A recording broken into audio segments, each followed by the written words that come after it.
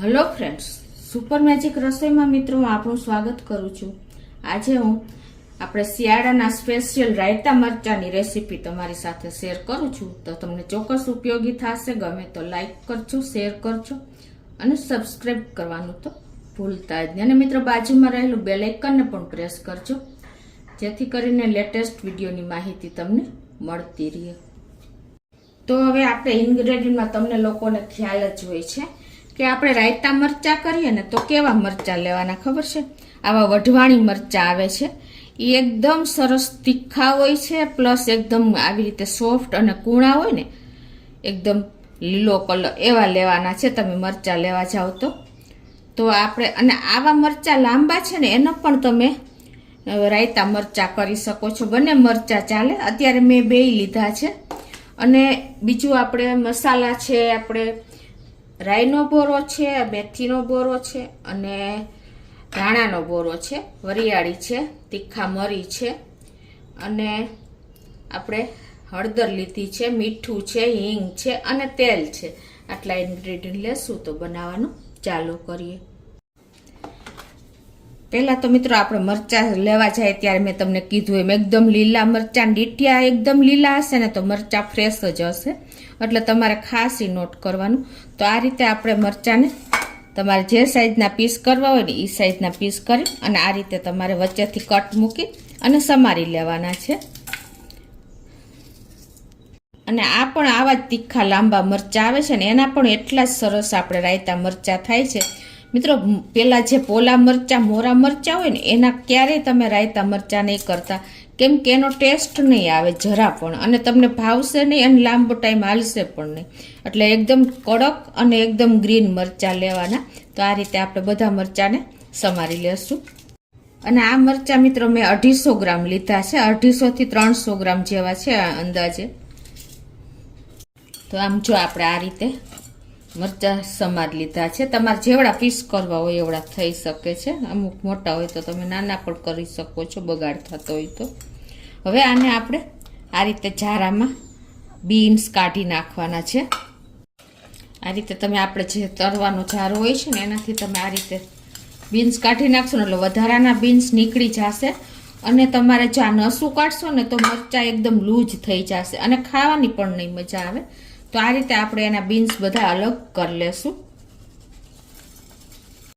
આ રીતે ઝારામાં છે ને આપણે જો બીન્સ કાઢી લેવાના છે. અને આ રીતે તમે ઊંચા નીચા કરીને કાઢશો ને એટલે જે વધારાના બીન્સ હશે ને એ બધા જ નીકળી જશે.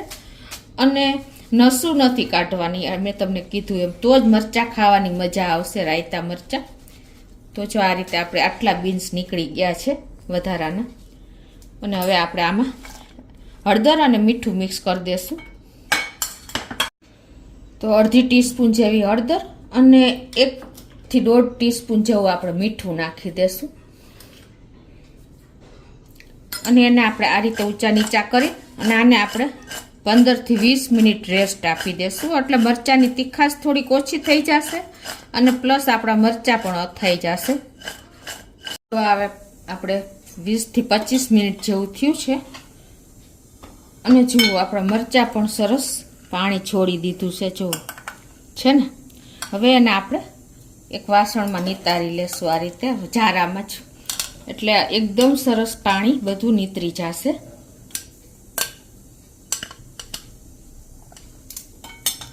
હવે આપણા મરચાં નીતરે છે ને ત્યાં આપણે મીઠું શેકી લઈએ. તો 1 ટેબલ સ્પૂન જેવું આપણે મીઠું અત્યારે શેકી લેશું, પછી જોઈએ એટલું નાખશું. તો ગેસ ઓન કરી અને આપણે મીડિયમ ફ્લેમ ઉપર એને આ રીતે હલાવી શેકી લેશું. એટલે શું થશે, જે મીઠામાં મોઇસ્ચર હશે ને એ દૂર થઈ જશે અને આપણું અથાણું જલ્દી નહીં બગડે. કોઈ પણ અથાણા કરો ને મિત્રો ત્યારે આ રીતે તમારે મીઠાને શેકી લેવું 1-2 મિનિટ, એટલે મોઇસ્ચર જરા પણ નહીં રહે. તો આ રીતે જો આપણું મીઠું પણ શેકાઈ ગયું છે તો એને સાઈડ ઉપર રાખી દેશું. અને એક વાસણમાં આપણે 3 થી 4 ટેબલ સ્પૂન જેવું તેલ ગરમ કરવા મૂકી દેશું. ધુવાળા નીકળે ને એવું ગરમ કરી લેશું. જો આપણું તેલ પણ ગરમ થઈ ગયું છે તો ગેસ બંધ કરી દેશું અને એને નોર્મલ એવું ઠંડુ થવા દેશું.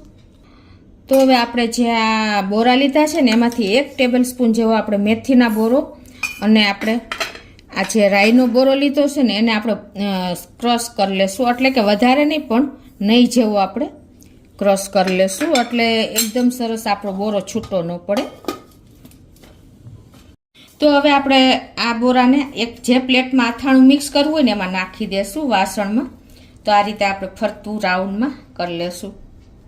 અને હવે આપણે થોડા જે 1 ટેબલ સ્પૂન જેવા ધાણાના કુરિયા લીધા છે એને પણ આપણે આ રીતે બહારની સાઈડ નાખી દેશું.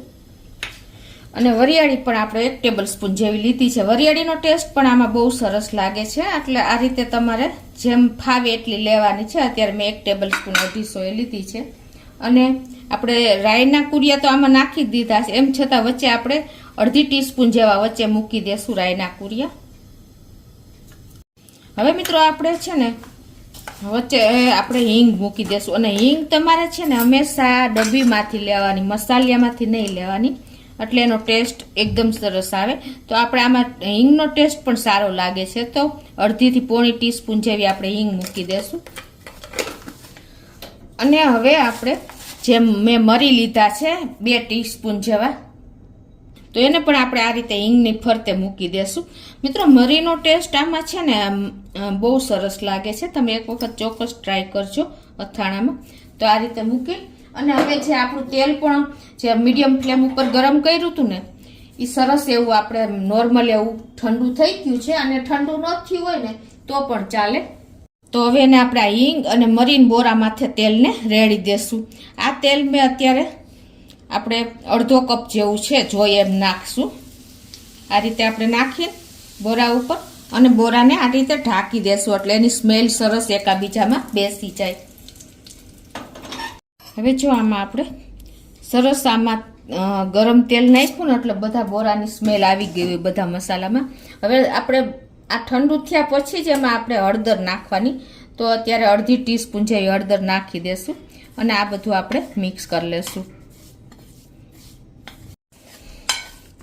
તો જો આ રીતે આપણે મિક્સ થઈ ગયું છે. અને હવે આપણે આ જે શેકેલું મીઠું છે ને એ નાખી દેશું. આપણે મરચામાં તો નાખ્યું જ છે, તો અત્યારે આપણે બોરાના ભાગનું જ અડધો ટેબલ સ્પૂન જેવું નાખશું, એટલે કે 1 ચમચી જેવું નાખી દેશું. અને મિત્રો અમે જે રાઈનો બોરો લીધો ને એ અડધો કપ છે. અને તેલ પણ આપણે જેટલો બોરો લીધો ને રાઈનું એટલું જ તેલ લીધું છે, અડધો કપ જેવું. તમારે તમારા ટેસ્ટ એકોર્ડિંગ વધઘટ કરી શકો છો. હવે આપણે જે આ મરચાં આપણે ઝારામાં નીતરી ગયા છે જુઓ એકદમ સરસ, તો એને આપણે આમાં મિક્સ કરી લેશું. અને તમારે આને સૂકવવા હોય તો પણ કપડામાં સૂકવી શકો છો, પણ આ રીતે આપણે સરસ વાંધો નથી આવતો, એકદમ નીતરી ગયા છે.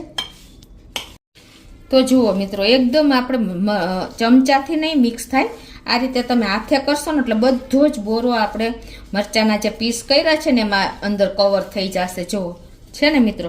હવે આ અથાણું તમારે ઓછામાં ઓછું 2 થી 3 શું 4 મહિના સુધી બગડતું જ નથી, કેમ કે આપણે આમાં પાણી બિલકુલ રહેવા નથી દીધું અને મીઠું પણ આપણે શેકીને નાખ્યું છે. અને મિત્રો આ મરચાનો રાયતા મરચાનો ટેસ્ટ તમે એકવાર કરશો ને એટલે તમે આ રીતે જ કરશો, એની મારી ગેરંટી છે. અને મિત્રો ઘણી વખત હું તો કાચા મરચામાં જ સીધો બધો બોરો અને કાચું તેલ જ નાખી દઉં છું. મારા સાસુ એ રીતે જ કરતા, તો એકદમ ટેસ્ટી અથાણું થતું. પણ આ મેં તમને અલગ જ મેથડ બતાવી છે.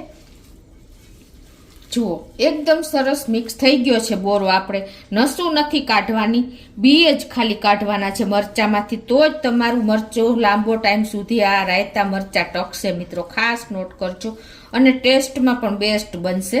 તો આવી નાની નાની ટિપ્સ તમે ધ્યાન રાખશો ને તો તમારે મરચાનું રાયતા મરચાનું અથાણું મહિનાઓ સુધી સારું રહેશે એવું ને એવું. અને હવે લાસ્ટમાં આપણે આમાં લીંબુનો રસ નીચોવી દેશું, અડધા લીંબુનો રસ.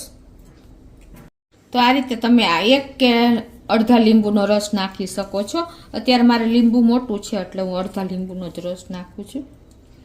એકદમ ટેસ્ટી ચટાકેદાર, તમને ખાવા બેસો ને એટલે તમે ખાતા નહીં ધરાવ ને એવું આપણું અથાણું તૈયાર થશે મિત્રો. તો આ રીતે જો આપણે લીંબુનો રસ પણ નાખી દીધો છે અને જુઓ મિત્રો એકદમ શાઇનિંગ આવી ગઈ છે તેલ અને લીંબુ અને આપણે શેકેલું મીઠું. અથાણું બગડવાના કોઈ ચાન્સીસ જ નથી મિત્રો. તમે એક વખત આ રીતે, આપણે શિયાળો ચાલી રહ્યો છે અને ફૂલ મરચાં અત્યારે આપણે રાયતા મરચાં જોઈએ છે બ્રેકફાસ્ટમાંથી માંડીને ડિનરમાં, તો આ રીતે તમે કરશો ને તો તમારે ક્યારેય અથાણું બગડશે નહીં અને લાંબો ટાઈમ સુધી આવું ને આવું રહેશે. અને તમારે વધુ ટાઈમ રાખવું હોય તો તમે ફ્રીજમાં પણ કડક રાખવા માટે રાખી શકો છો. તો જો આપણું અથાણું પણ હવે આને એરટાઈટ બરણીમાં ભરી લેશું આ રીતે. તો આ રીતે તમારે બરણીને પણ જો એકદમ ક્લીન કરીને અને તડકે તપાવી લેવાની, નહીંતર તમારે ગેસ ઉપર પણ તપાવી લેવાની. એટલે તમારી બરણીમાં જરાય પણ મોઇસ્ચર નહીં રહે ને એટલે તમારે અથાણું બગડવાના કોઈ ચાન્સીસ નથી મિત્રો. આ તમે નાની નાની બાબત ધ્યાન રાખજો તો તમે લાંબો ટાઈમ સુધી અથાણાને એન્જોય કરી શકશો, પ્લસ બગડશે પણ નહીં. મિત્રો જો આપણે અથાણું ભરી લીધું છે અને બીજું કે તમે જ્યારે બરણીમાં ભરો ને ત્યારે પ્રેસ કરીને ભરવાનું, તો પણ તમારા અથાણામાં પાણી નહીં છૂટે. અને હવે આને તમારે ફ્રીજમાં જો મૂકવું હોય ને તો 2-3 દિવસ પછી મૂકવાનું, કેમ કે તો જ બધું એકદમ એક રસ થશે બોરો પ્લસ અથાણાના જે ટેસ્ટ હોય મરચાંનો. તો આ રીતે તમે એક વખત ચોક્કસ ટ્રાય કરજો મિત્રો. અને તમને મારો વિડીયો ગમે રાયતા મરચાંનો તો ટ્રાય કરજો અને તમને લાઈક કરજો, સબસ્ક્રાઈબ કરવાનું તો ભૂલતા જ નહીં.